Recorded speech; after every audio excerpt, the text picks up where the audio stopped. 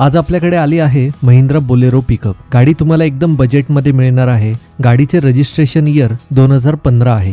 गाडी MH12 म्हणजेच Pune passing आहे।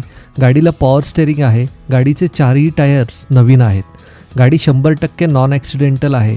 तसेच गाडीचे सर्व डॉक्युमेंट्स क्लिअर आहेत। गाडी तुम्ही व्हिडिओमध्ये बघू शकता एकदम चांगल्या कंडिशनमध्ये आहे।